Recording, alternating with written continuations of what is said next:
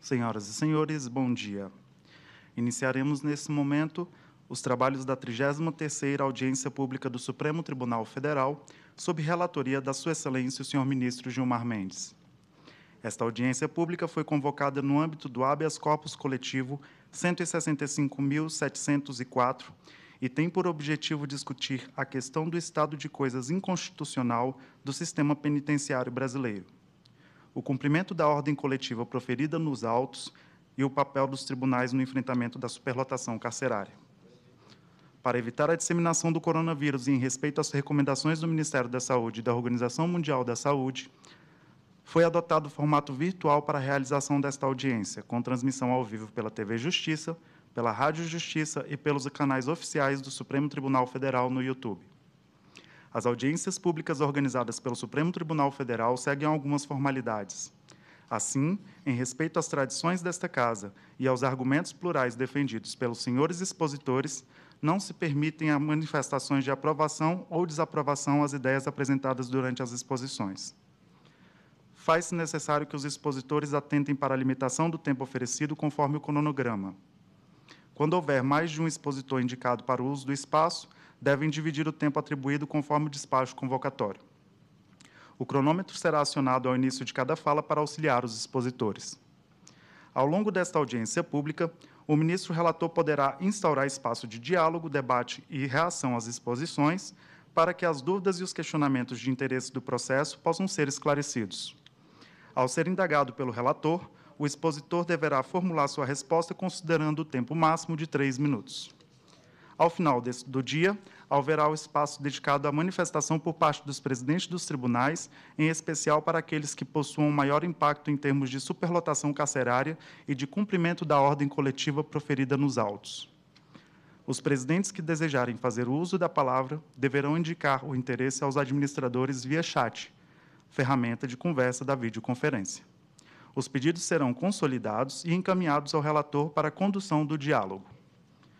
Preside esta audiência pública o senhor ministro Gilmar Mendes, do Supremo Tribunal Federal.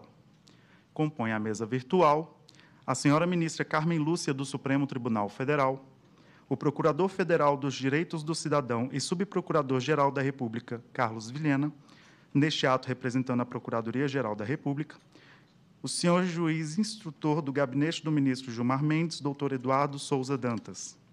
Tem a palavra o relator do habeas corpus coletivo 165.704, Sua Excelência, o senhor ministro Gilmar Mendes. Bom dia a todos e a todas que nos acompanham nesta audiência pública.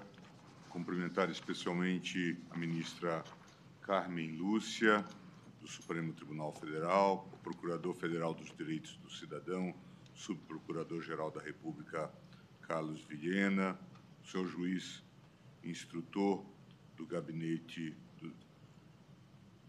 do ministro Gilmar Mendes, doutor Eduardo Souza Dantas, que organizou e muito contribuiu para a organização desta audiência, a nossa secretária, doutora Maria Clara, senhoras e senhores, senhores participantes desta audiência, senhores deputados, senhoras e senhores conselheiros do CNJ, senhores conselheiros do CNMP, senhores desembargadores e presidentes de tribunais, senhores presidentes de associações dos magistrados e Ministério Público, senhoras e senhores juízes e membros do Ministério Público, senhores advogados, senhores e senhoras representantes da sociedade civil, caros servidores desta Casa e do Poder Judiciário. Esta audiência pública trata de uma das maiores tragédias humanitárias da história do Brasil, um tema extremamente complexo e, ao mesmo tempo, negligenciado pelo Estado e pela sociedade brasileira, que ignora o modelo de violação sistemática e generalizada de direitos que ocorre nas prisões do Brasil. Não se trata de um problema novo. Conforme destacado por Luiz Felipe Dal Santo, em 1988, tínhamos 88.041 pessoas presas para 43.345 vagas, o que representava um índice de superlotação de 201,3 Nas décadas seguintes, embora o índice de superlotação tenha apresentado uma discreta redução, houve uma explosão das prisões em números absolutos e comparativos, principalmente a partir do recrudescimento da legislação penal e da política de combate às drogas, o que nos leva ao número atual de 602.000,1 presos no país. O cenário é mais preocupante quando se constata que os Estados Unidos e a China atingiram o pico de encarceramento em 2008, quando iniciaram um processo de estabilização ou desencarceramento que foi acompanhado por outros países líderes desse infame ranking, como a Índia, a Tailândia, a Turquia e o México. O Brasil, por sua vez, mais que dobra sua população carcerária a cada década, e é possível que repitamos essa estatística em um futuro próximo. Dados apurados pelo TCU apontam que o custo anual de um preso, no ano de 2017, foi de R$ 23.000. Por outro lado, o custo anual de um aluno pelo Fundeb foi fixado pelo Ministério da Educação em R$ 2.875. Ainda segundo o TCU, os repasses obrigatórios do FUNPEN, projetados para um montante de 17,94 milhões a partir de 2020, não serão suficientes para fazer frente às necessidades do sistema penitenciário. No relatório de auditoria 018-047-2018, o tribunal assentou que seriam necessários repasses anuais de R$ 2,7 bilhões pelo período de 18 anos, ou seja, R$ 49 bilhões, apenas para fazer frente às necessidades atuais de déficit de vagas e de custeio do sistema. E aqui se afirma, então, que o que confirma a profética previsão de Darcy Ribeiro, quando afirmou que, se os governantes não construírem escolas, em 20 anos faltará dinheiro para construir presídios. Esses déficits estruturais são especialmente agravados durante a pandemia do Covid-19. O Monitor da Violência, projeto mantido pelo G1, pelo Núcleo de Estudos de Violência da USP e pelo Fórum Brasileiro de Segurança Pública, apresenta um relato atual das condições da maioria dos presídios no país. Celas lotadas, escuras, sujas e pouco ventiladas. Racionamento de água, comida azeda e em pequena quantidade. Infestação de ratos, percevejos e baratas. Dificuldade para atendimento médico. Presos com Covid-19 dividindo espaço com presos sem sintomas e sem doença. Esse é o retrato do sistema penitenciário brasileiro em meio à pandemia do novo coronavírus. Preocupados com esse cenário, o CNJ e o CNMP publicaram a nota técnica conjunta 1/2020, onde alertam para o risco de subnotificação das infecções por Covid-19 nos presídios, uma vez que, apesar do alto número de casos confirmados, foram realizados apenas 694 exames até a data de divulgação da nota técnica, ou seja, números inferiores a 0,1% da população prisional. Uma análise qualitativa dos casos de abusos cometidos contra os presos reforça o caráter irracional e desumano que se evidencia a partir das estatísticas. Há diversos e fatídicos exemplos de violências físicas, psicológicas e sexuais, de depósito de pessoas em condições insalubres, do sofrimento de prática de torturas e maus-tratos com a dominância dos ambientes prisionais pelas facções criminosas. Essa é a conclusão que se extrai do relatório da CPI do Sistema Penitenciário, produzido em 2009 pela Câmara dos Deputados, ao narrar um quadro de absoluto descontrole e de violações de direitos que ainda permanece muito atual. De acordo com esse documento, apesar da excelente legislação e da monumental estrutura do Estado Nacional, os presos no Brasil, em sua esmagadora maioria, recebem tratamento pior do que o concedido aos animais com lixo humano. Ao invés de recuperar quem se desviou da legalidade, o Estado embrutece, cria e devolve às ruas verdadeiras feras humanas. Mortes por tiros e esfaqueamento no presídio Aníbal Bruno, em Pernambuco, presos esquartejados e degolados nas penitenciárias de Urso Branco, Rondônia, e Pedrinhas, Maranhão, esgoto depositado no pátio do prédio do Presídio Central de Porto Alegre, detentos com graves problemas de saúde e sem direito à visita em Araraquara, São Paulo, novas chacinas em Rondônia, Roraima, Amazonas e no Rio Grande do Norte, todos esses casos passaram a compor a rotina do país. Também é importante que se diga que essa política de encarceramento em massa não tem auxiliado a segurança pública. Pelo contrário, as facções se originaram precisamente dessa situação de descontrole dentro dos presídios, sendo conhecido o caso de organização que surgiu no Rio de Janeiro, em 79, a partir da aglomeração de presos políticos com presos comuns, ou o caso da maior crime do país, que surgiu no contexto da superlotação de presídios e das condições desumanas a que esses presos eram submetidos em São Paulo. O recente caso de terror em Manaus, que tem ocorrido desde a semana passada, comprova essa situação, já que as informações preliminares indicam que as ordens de ataques a ônibus, prédios públicos e à população têm partido de dentro dos presídios. O resultado é que temos um sistema penitenciário extremamente custoso, desumano, degradante e ineficiente, que somente serve para denegrir pessoas ou inseri-las no mundo organizado do crime. Porém, nem tudo é terra arrasada. Neste ano, tivemos uma leve, porém inédita redução da população carcerária de 709 mil detentos para 682 mil detentos. Antes mesmo desse fato, durante a minha presidência no STF e no CNJ, criamos o Departamento de Monitoramento e Fiscalização do Sistema Penitenciário, DMF, que vem exercendo um importante trabalho de coordenação e de melhoria progressiva e paulatina do sistema. Os mutirões carcerários e o próprio Começar de Novo também ajudaram a reduzir o número de prisões indevidas e apresentaram novas perspectivas de ressocialização. O STF tem se empenhado para o enfrentamento da denominada agenda prisional, com tentativas de superar o estado de coisas inconstitucional do sistema penitenciário brasileiro. A realização desta audiência pública, que está ocorrendo de forma inédita na fase de implementação, monitoramento deste habeas corpus coletivo, após o julgamento de mérito da questão por parte da segunda turma, é mais um esforço realizado por esta Corte para lidar com essa questão. Destaco que a segunda turma aprovou a realização deste ato por unanimidade, em sessão realizada em 13 de abril deste ano. Nessa linha, é importante que o STF e o Judiciário como um todo assuma sua responsabilidade nessa questão.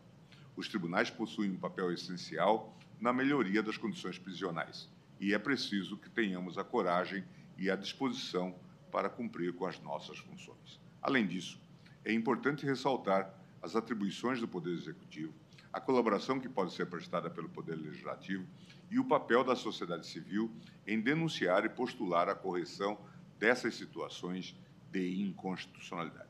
É com base nessas considerações que exorto a participação de todos que irão atuar como expositores ou telespectadores desta audiência pública.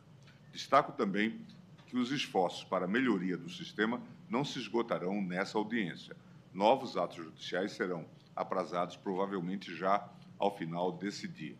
Relembro que os temas discutidos neste dia foram separados e organizados a partir de sua vinculação com o estado de coisa inconstitucional do sistema prisional brasileiro, com a superlotação dos presídios e com as dificuldades enfrentadas para a implementação do habeas corpus coletivo 165.704, julgado pela segunda turma, que substituiu a prisão preventiva de pais e responsáveis por crianças e pessoas com deficiência pela prisão domiciliar. A vinculação a esses temas pré-estabelecidos é de extrema importância para o aproveitamento dos trabalhos e das informações apresentadas. Também gostaria de reforçar o respeito às regras de urbanidade e de organização dos trabalhos comumente aplicáveis a uma audiência pública judicial. Os expositores devem respeitar rigorosamente o tempo de 10 minutos atribuído a cada entidade e é proibida qualquer manifestação de terceiros durante as falas dos expositores. Informo que farei intervenções pontuais apenas para garantir o cumprimento dessas regras ou para esclarecer eventuais dúvidas que deverão ser respondidas no prazo de 3 minutos, conforme previsto no despacho convocatório. Após essa breve abertura, desejo a todos um bom dia de trabalho e reforço a intenção desta Corte em progredir na questão prisional. Bom dia a todos e bom trabalho. Cumprimentando as autoridades que compõem a mesa, passo a palavra à minha colega e amiga, ministra Carmen Lúcia, do Supremo Tribunal Federal, a quem saúdo por se fazer presente nesta audiência, ela que se dedica com tanto afinco a esse tema e que deu demonstrações de sua preocupação durante toda a sua presidência e para além dela. Bom dia, ministro-presidente Gilmar Mendes. Bom dia, doutor Carlos Vilhena, representando aqui a Procuradoria-Geral da República, senhores desembargadores, juízes, procuradores, advogados, participantes desta audiência pública e todos aqueles que acorreram em atendimento a esta conclamação do ministro Gilmar Mendes, um cidadão, antes de ser um juiz, preocupado com essa questão que, como Sua Excelência acaba de dizer, é uma chaga sociopolítica e especialmente jurídica no Estado de Direito que pretendemos que se mantenha no Brasil de forma democrática, de tal maneira que os cidadãos tenham a certeza do que precisam de fazer para viver numa sociedade e das consequências dos seus atos, que serão devidamente apurados, e, se for o caso, terão de cumprir pena por isso, mas dentro de um sistema humano, civilizado e, especialmente, com previsão constitucional e legal que haverá de ser atendida e que hoje não tem sido. Só tenho a agradecer, ministro Gilmar Mendes, por mais esta conclamação de Vossa Excelência e realização de Vossa Excelência na audiência pública, tendo a segurança de que, como temos feito na história do Supremo Tribunal Federal, que é a história do habeas corpus e a história da garantia dos direitos humanos, que também esta será uma audiência como ponto de partida para proposições emanadas da sociedade civil, da comunidade jurídica, de uma forma especial, poderá traduzir-se em objetivas e sérias proposições que venham a ser implementadas para o aperfeiçoamento deste caótico e desumano sistema penitenciário. Tenho certeza de que uma audiência como essa, para além das condições e principalmente dos resultados jurídicos e administrativos de que poderão dela resultar, também tem o papel de demonstrar para a sociedade civil que aquele que cumpre uma pena cumpre nos termos do que foi estabelecido constitucional e legalmente. Pena não pode ser considerado um castigo para sempre, um estigma para sempre, que é o que nós temos visto na história, na triste história daqueles que erraram, mas que tem neste erro não um momento de fraqueza que todo ser humano pode ter, e temos os nossos, mas que seja uma ruptura com a vida possível de superação. Como se tem na APAC, eu canso de repetir, o mote daquele sistema é que todo erro é menor que o ser humano, todo ser humano é maior que o seu erro. E é preciso que a sociedade brasileira acredite nisso e não veja naquele que está cumprindo pena ou que já cumpriu o que devia à sociedade nos termos do direito e da lei, que veja nesta pessoa alguém que não pode mais ser um membro ativo, proeminente e fecundo de propostas novas para uma sociedade. E por isso mesmo é preciso que a gente repense essa caótica situação do sistema penitenciário brasileiro, para o que Vossa Excelência tem contribuído permanentemente desde a sua presidência e continua fazendo como cidadão e como um grande juiz do Supremo Tribunal Federal. Eu parabenizo a iniciativa do ministro Gilmar Mendes e agradeço a todos os que ocorreram em meu nome, também secundando o que foi dito pelo ministro Gilmar Mendes, em nome do Supremo Tribunal Federal, por virem a contribuir com esta proposta de aperfeiçoamento permanente do sistema, para que a gente saia desse estado de coisas inconstitucional e também neste tema nós tenhamos um Estado constitucional democrático garantido no Brasil para todos. Muito obrigada, ministro Gilmar Mendes, tenhamos todos um ótimo trabalho. Muito obrigado, ministra Carmen Lúcia, eu é que agradeço. Passo a palavra ao doutor Carlos Vilhena, subprocurador-geral da República, que representa a Procuradoria-Geral neste evento. Bom dia a todas e todos. Em nome do Procurador-Geral da República, Dr. Augusto Aras, cumprimento o excelentíssimo senhor ministro Gilmar Mendes, digníssimo relator do habeas corpus 165704 e presidente desta audiência pública. Cumprimento também a ministra Carmen Lúcia e todos os demais ministros que porventura nos assistem. Cumprimento ainda, pela ordem de manifestação, todas as autoridades que participarão desta audiência pública, os representantes da Defensoria Pública, do Poder Legislativo Federal, do Conselho Nacional de Justiça, do Conselho Nacional do Ministério Público, bem como os especialistas do setor público e os especialistas e representantes da nossa sociedade civil. Cumprimento ainda a doutora Maria Clara, ilustre secretária da segunda turma, em nome de quem peço licença para cumprimentar também todos os servidores dedicados da Suprema Corte, responsáveis pela realização dessa audiência pública. O dia de hoje promete ser de muito trabalho. Esta audiência pública tem 3 propósitos claros e previamente definidos. Primeiro, fazer um diagnóstico atualizado sobre o estado de coisas inconstitucional do sistema penitenciário brasileiro, 5 anos após a concessão da medida cautelar na DPF 347, cujo panorama, digamos assim, o ministro Gilmar Mendes já expôs na sua fala introdutória de uma maneira muito percussiente.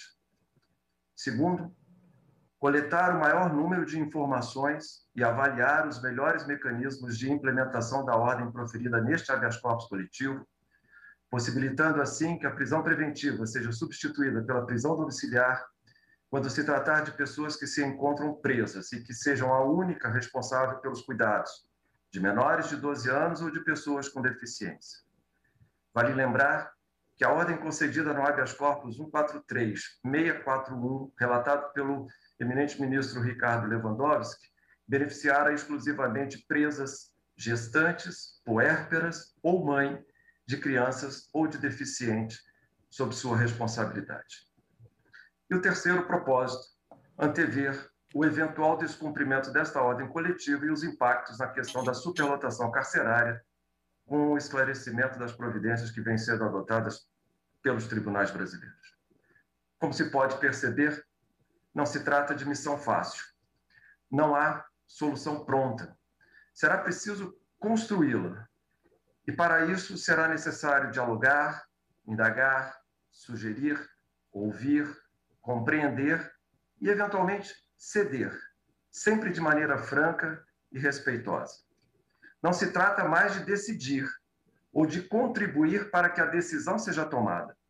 Não é mais a norma jurídica que está em jogo. A questão central da extensão do benefício de conversão da prisão preventiva em prisão domiciliar a todas as pessoas que têm, sob sua única responsabilidade, a guarda de menores de 12 anos ou de pessoa com deficiência, já foi brilhantemente decidida por esta Suprema Corte no acórdão que concedeu a ordem neste habeas corpus, oportunidade em que foram abordadas as questões da proteção das crianças, dos adolescentes e das pessoas com deficiência, bem assim o princípio da isonomia e a superlotação carcerária. A Procuradoria-Geral da República se orgulha de ter, desde a primeira hora, se manifestado formalmente nos autos no mesmo sentido do quanto posteriormente deliberado por este Supremo Tribunal Federal. Agora o momento é outro. O momento agora é de voltarmos o olhar para os objetivos práticos, a realidade cotidiana dos presídios, da execução penal, da luta diária travada por gestores públicos, magistrados, membros do Ministério Público, da Defensoria Pública e advogados. Não entre si, obviamente, mas em busca de um objetivo comum e muito maior do que todos nós, a concretização da dignidade humana. O simples fato da realização desta audiência pública revela a empatia do eminente relator com a temática deste habeas corpus. Vossa Excelência, ministro Gilmar Mendes, pelo menos desde quando ocupou a presidência do Conselho Nacional de Justiça, e lá se vão mais de 10 anos, tem encampado a luta por soluções que resolvam, mitiguem a precária situação do sistema penitenciário brasileiro e que garantam a mínima dignidade aos acusados, aos apenados e às pessoas que deles dependem. Essa sensibilidade, materializada na realização desta audiência pública, é digna de celebração. Com essa atitude, o Supremo Tribunal Federal abre suas portas e acolhe a todos, numa demonstração eloquente de que não está indiferente aos anseios da sociedade brasileira. Já caminhando para o final desta minha breve intervenção, ministro Gilmar Mendes, reafirmo a Vossa Excelência, a ministra Carmen Lúcia, aos participantes desta audiência pública e a todos que nos assistem pela TV Justiça, pela Rádio Justiça e pelo canal do STF no YouTube. O Ministério Público brasileiro tem importantíssimo papel na construção coletiva de soluções, não apenas para a concretização do quanto decidido especificamente neste habeas corpus, mas para todo e qualquer tipo de ação que se faça necessária visando a garantia da dignidade da população brasileira, principalmente daquela parcela mais vulnerável, mais desprotegida socialmente. Trata-se de uma missão que nunca termina, mas que se renova de tempos em tempos e exige de cada membro do Ministério Público constante resiliência e crescente aperfeiçoamento profissional. Ouçamos, pois, com atenção a contribuição de todos que falarão sobre o estado de coisas inconstitucional do sistema penitenciário brasileiro e sobre os mecanismos de implementação da ordem coletiva proferida neste habeas corpus. Oxalá esta audiência pública traga os bons frutos esperados e nos permita dar mais um importante passo na construção de uma sociedade cada vez mais livre, fraterna, justa e solidária. Muito obrigado, ministro. Muito obrigado, doutor Carlos Vilhena, por essas palavras e pela presença entre nós nesta audiência pública. Eu dou início, então, agora ao chamamento daqueles que estão inscritos para trazerem suas contribuições.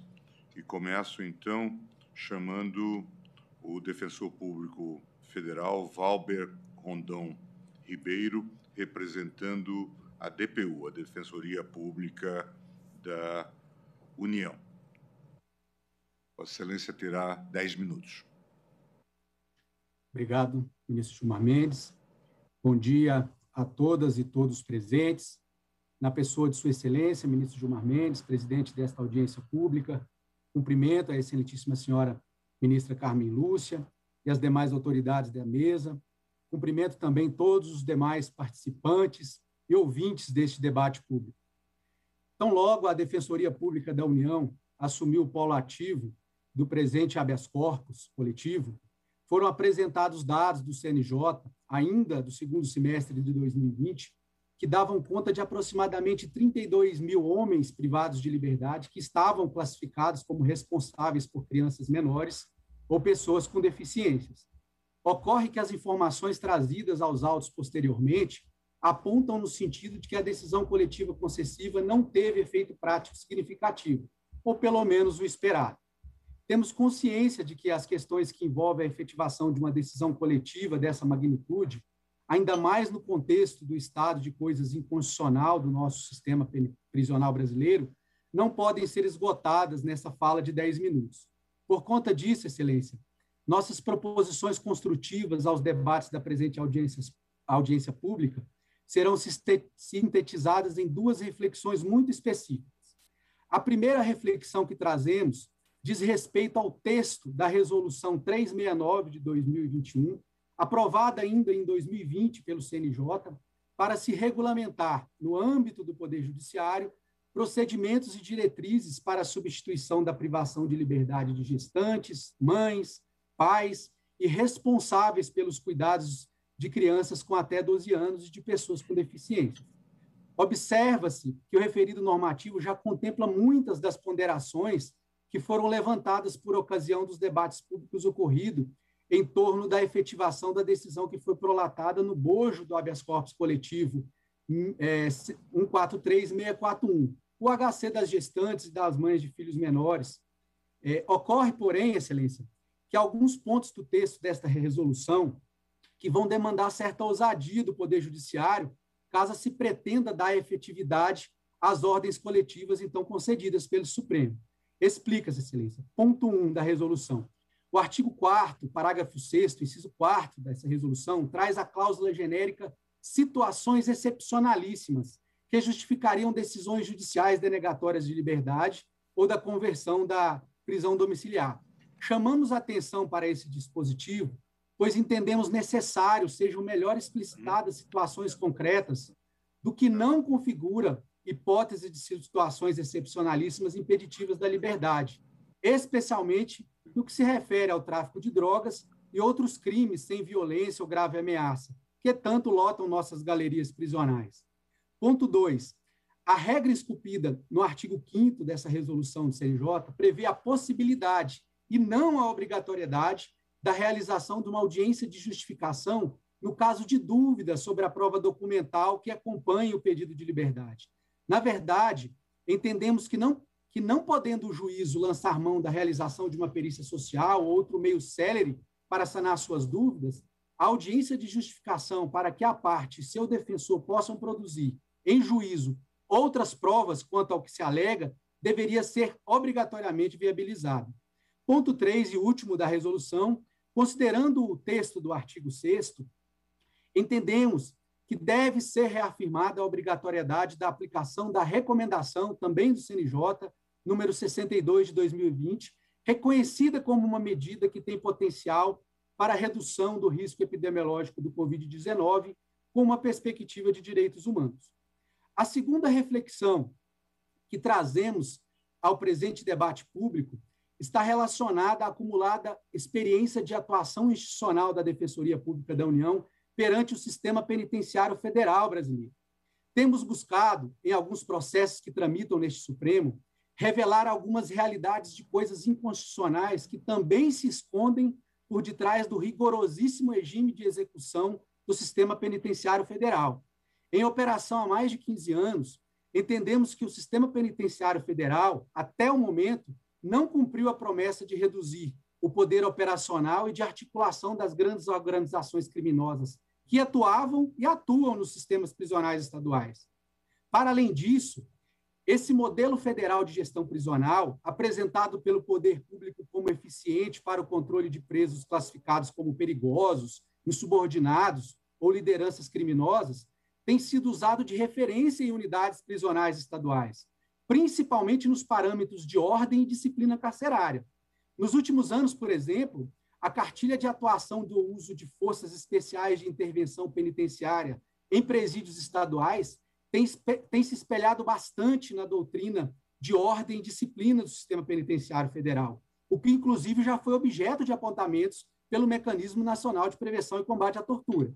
Esse debate está muito presente na realidade vivenciada pelas defensorias públicas no seu cotidiano de atuação, uma vez que, normalmente, o tensionamento gerado pela deficiência das políticas de assistência, de dignidade humana e de segurança de direito nas prisões é compensado com ampliação de medidas de disciplina punitiva e de ordem. Na prática, Excelência, a simbiose que se forma entre a pena privativa de liberdade propriamente dita e a lógica disciplinar punitiva do cárcere acaba desencadeando mais efeitos deletérios e desproporcionais no rumo do cumprimento de pena, acarretando a postergação de progressão de regime, vedando concessão de livramento condicional e indulto e, em última análise, aumentando o tempo de pena de encarceramento das pessoas privadas de liberdade.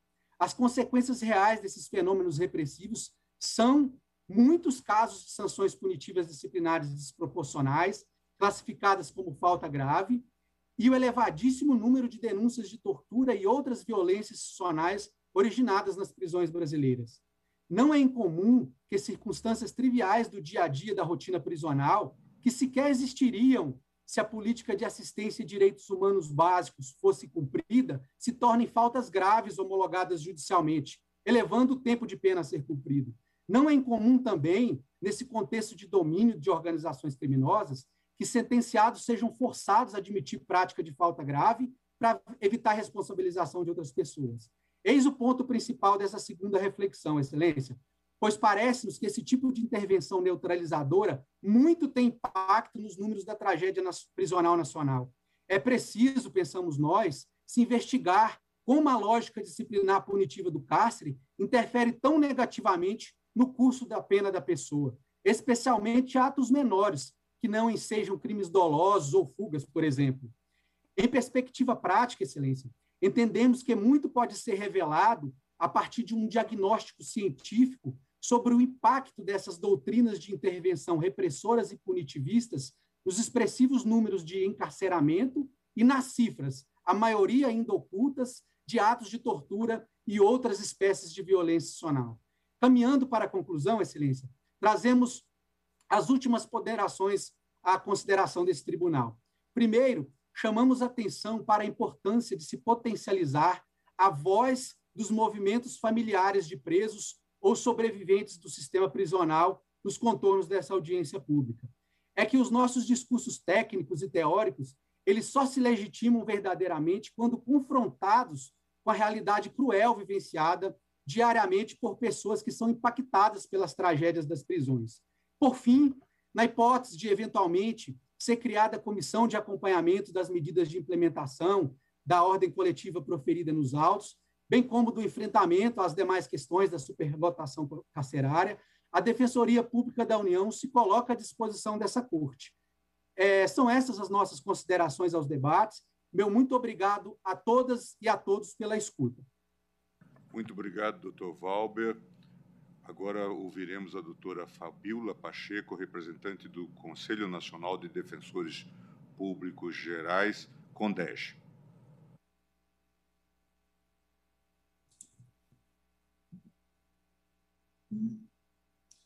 Bom dia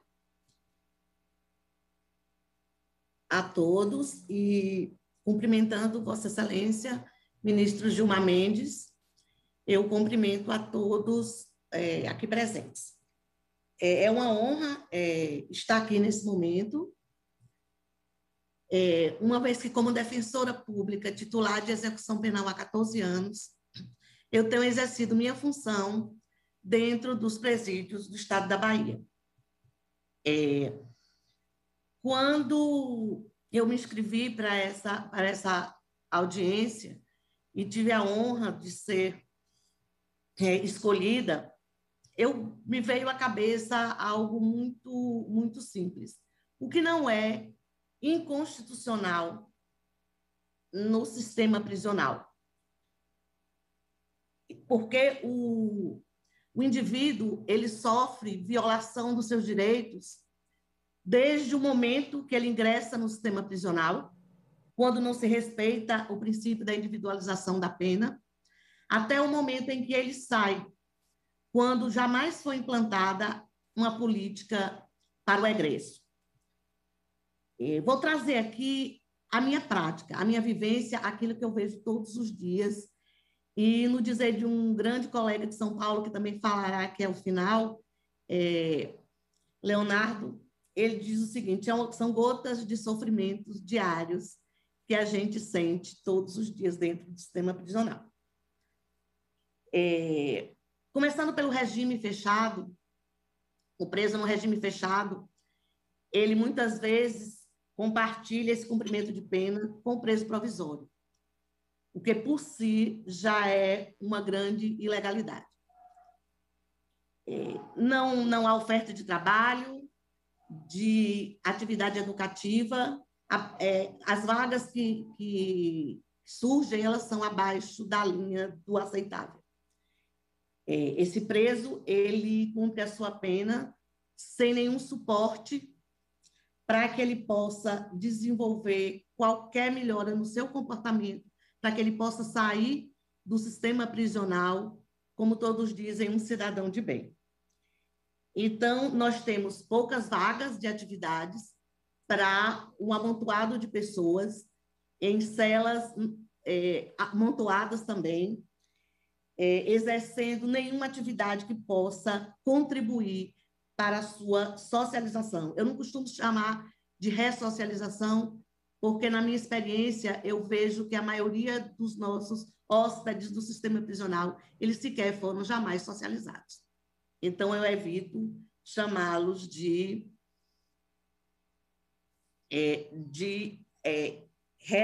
reeducandos ou ressocializandos. Falando na questão do trabalho, eu até hoje não compreendi porque o preso recebe 70%, o preso que trabalha, que tem a sorte de trabalhar, recebe 75% do salário mínimo quando ele exerce sua atividade no mesmo horário de um cidadão que exerce sua atividade externamente. Isso é algo que ainda há que se discutir. A divisão desse trabalho, a distribuição desse trabalho no sistema prisional jamais foi regulamentado, é uma caixa de Pandora e ninguém consegue entender como esses presos são classificados para exercer aquela vaga de trabalho.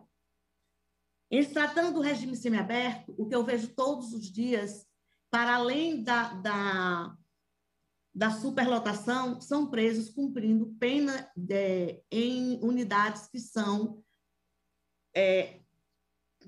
mais gravosas do que as unidades próprias do regime. Então, é isso que a gente tem visto. E, infelizmente, a súmula 56 do STF, ela é sempre interpretada em desfavor dos internos.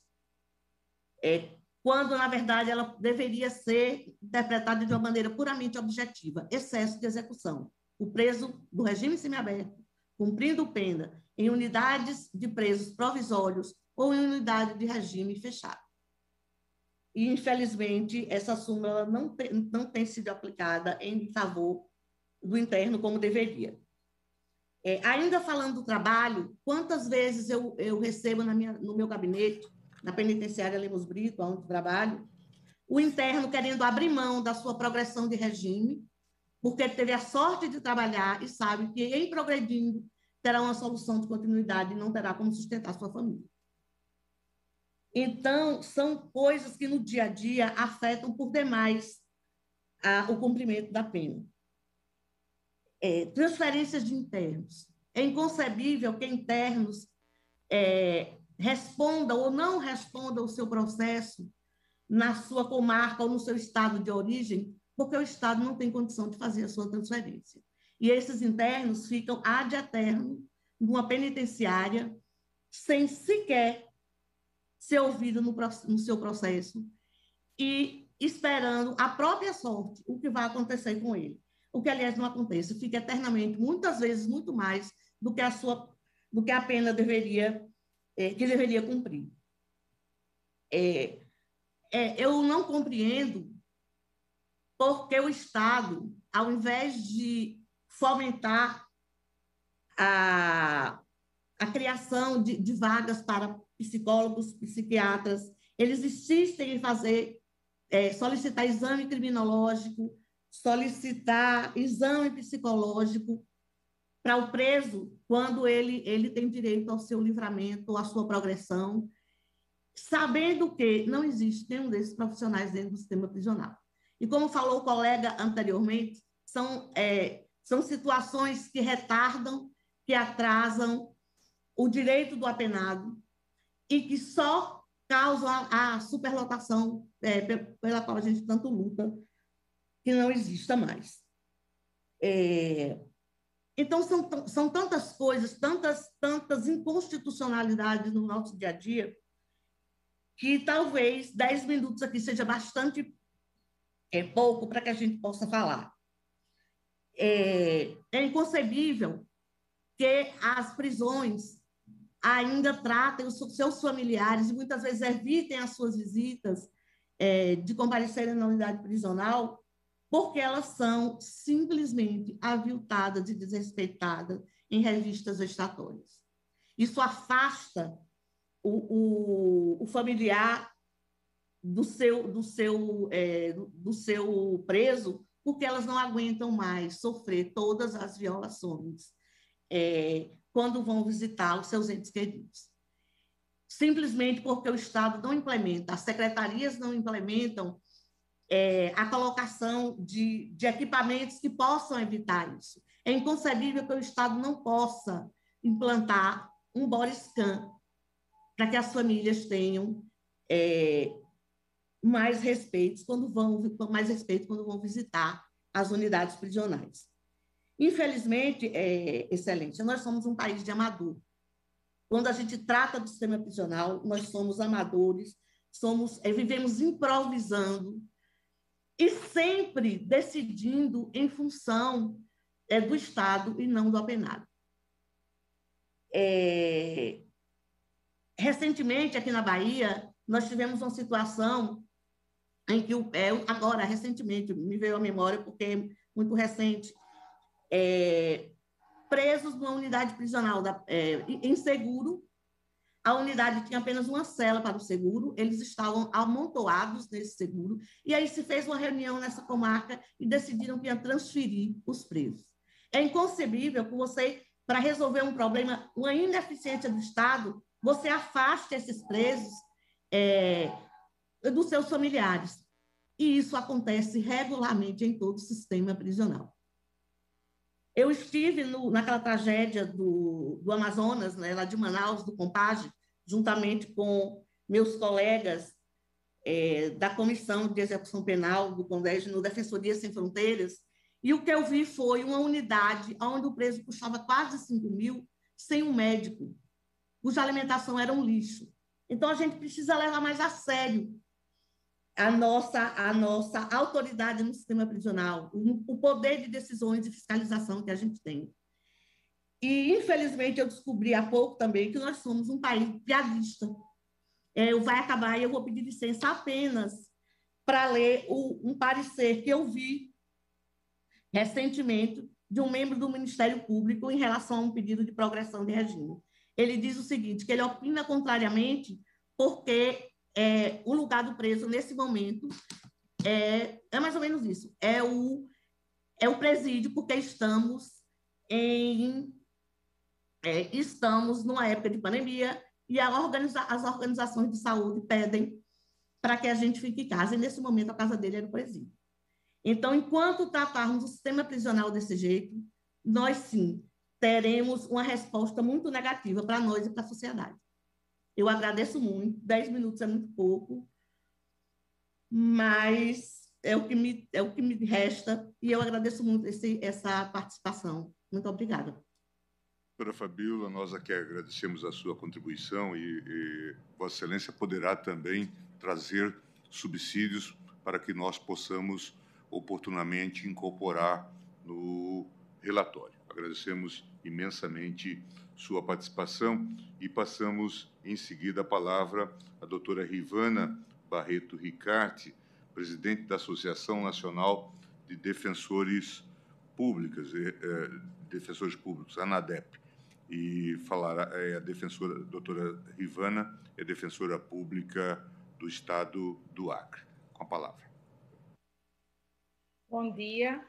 Eu cumprimento o excelentíssimo ministro, relator, ministro Gilmar Mendes, presidente dessa segunda turma do Supremo Tribunal Federal, presidente desta audiência pública, todos os demais ministros e autoridades participantes dessa audiência pública, que reputo histórica, e, em especial, cumprimento a ministra Carmen Lúcia.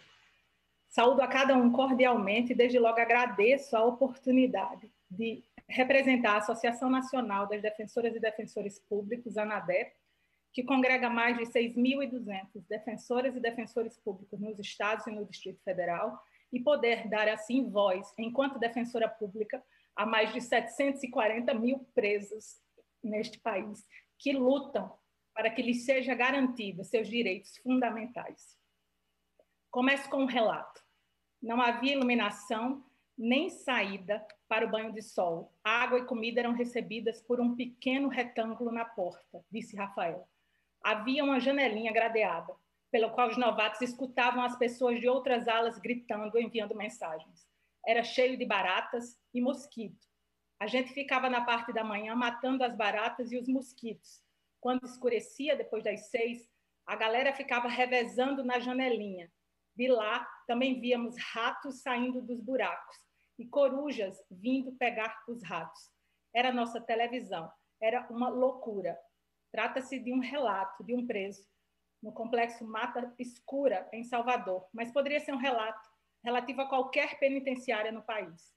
É salutar que o STF esteja trazendo à baila essa discussão sobre a violação sistemática dos direitos e garantias fundamentais das pessoas presas, em um cenário que já foi reconhecido por essa Corte a pouco mais de 5 anos, na ADPF 347, como uma situação de inconstitucionalidade sistêmica, multidimensional, com completa omissão do poder público. E, além disso, é importante que se esclareça as dificuldades do cumprimento da decisão da substituição da prisão cautelar e domiciliar dos pais irresponsáveis por crianças menores de 12 anos. A premissa inicial, que deveria nortear todos os passos do sistema prisional, é que a pessoa condenada à prisão tenha restringida tão somente seu direito à liberdade e à privacidade. Submeter o preso às condições degradantes equivale à dupla punibilidade. A análise do sistema penitenciário brasileiro demonstra que as deficiências na condição carcerária do país são históricas e cotidianamente apontadas por milhares de defensoras e defensores públicos no país. Isso já impeliu diversas manifestações da Corte Interamericana de Direitos Humanos. Ressalta o caso do massacre do presídio Urso Branco, com a morte de 27 presos em 2002, imposição de medidas ao Instituto Penal Plácido de Sá Carvalho, no Rio de Janeiro, situação do Complexo do Curado, em Pernambuco, Presídio Central de Porto Alegre, situações que se repetem em muitas unidades prisionais. Em 2015, quando ainda se vivenciava o problema do Complexo de Pedrinhas, do Maranhão, pude estar presente no lançamento do programa Defensoria no Cárcere, uma parceria do Ministério da Justiça, do DEPEN e das Defensorias Públicas. O programa foi precursor ao programa Defensoria Sem Fronteira, que já teve atuação em diversos estados. A Defensoria, embora presente apenas em 42% das comarcas, tem evitado todos os esforços possíveis para lutar contra esse sistema violador de direitos humanos. Defensoras e defensores públicos estão presentes nas unidades penitenciárias, fazendo inspeções, atendendo as pessoas encarceradas e, muitas vezes, resolvendo questões extrajudicialmente, em razão da possibilidade conferida por lei de requisitar documentos. As falhas no sistema são sentidas no cotidiano. Riscos de incêndio por causa de fiação exposta, falta de acesso à água, ventilação, iluminação inadequada, déficit de médicos, medicamentos e todos os problemas que compõem o cenário de insalubridade. Registro a observação apenas em alguns pontos. Sobre as questões processuais, existem casos de pessoas que têm alvará de soltura expedido, progressão de regime concedida, e entre a fase em que o documento chega na penitenciária e ingressa no sistema, levam-se cerca de 3 meses, e a pessoa fica no limbo social, numa situação absolutamente kafkaniana. O mesmo pode acontecer também no caso de mera transferência de presas. O preso Alexandre Neri, no Amazonas, cito como exemplo da atuação no DSF em Manaus, em 2017. Verificamos que, em junho de 2016, havia um pedido indicando que esse preso ficasse em situação especial, por causa de ameaças sofridas. Em outubro de 2016, ele já havia adquirido o direito à progressão de regime. O malote digital foi encaminhado e nunca foi lido, senhores. 1º de fevereiro de 2017, houve um massacre e Alessandro veio a óbito. Chamou a atenção ao problema de superlotação carcerária presente nas 27 unidades da federação. Consulta de hoje no IFOPEM registra que, no âmbito estadual, a população carcerária é de cerca de 738 mil pessoas. O número de vagas é de apenas 440 mil, ou seja, existe mais de 63% de pessoas acima da capacidade do sistema. E existem estabelecimentos que esse número é muito maior, como é o caso da penitenciária de Pacaembu, no estado de São Paulo, com 278% de superlotação. Os presos provisórios no país correspondem a 36% da massa carcerária. No estado do Acre, por exemplo, a população carcerária é de mais de 8 mil pessoas, mas são apenas 4.389 vagas no sistema. Esta superlotação impõe situações gravíssimas e ainda mais agravadas com a pandemia. É corriqueira a distribuição insuficiente ou inexistente de itens de higiene, insuficiência de atendimento à saúde, falta de profissionais, o que é um absurdo, porque a Política Nacional de Atenção Integral à Saúde das Pessoas Privadas de Liberdade foi aprovada, todos os estados da federação aderiram. O Ministério da Justiça está com verba liberada, bastaria apresentar a equipe de saúde nas unidades e isso não é feito. Falta estrutura para fornecer água. O Canil tem água tratada em Minas Gerais, mas para os presos a água vem da rua sem qualquer limpeza da caixa d'água. A qualidade da alimentação é baixíssima. Ainda mais, as penitenciárias infladas geram um outro problema, proporcionam um ambiente completamente favorável à perda do controle interno, fugas, formação de máfias, violências e rebeliões. Foi o que vimos na penitenciária do Rio Grande do Norte e Manaus em 2017. É muito importante a fiscalização concreta dos agentes que trabalham nas penitenciárias, por causa do uso abusivo de elementos de tortura. Sugerimos um olhar especial para o grupo de hipervulneráveis no sistema, fazendo com que seja olhado de maneira permanente a emissão de resoluções que determinem que a pessoa com problema de saúde em grupo de risco cumpra pena em prisão domiciliar, ou seja, que isso seja feito para além do período de pandemia. Excelências, encaminhando para a conclusão, eu não tenho dúvida que o que se está em discussão no bojo dessa audiência é a oportunidade de se olhar para o presente, encarar o fracasso do sistema penitenciário através de todas as falhas de proteções dos direitos da pessoa presa.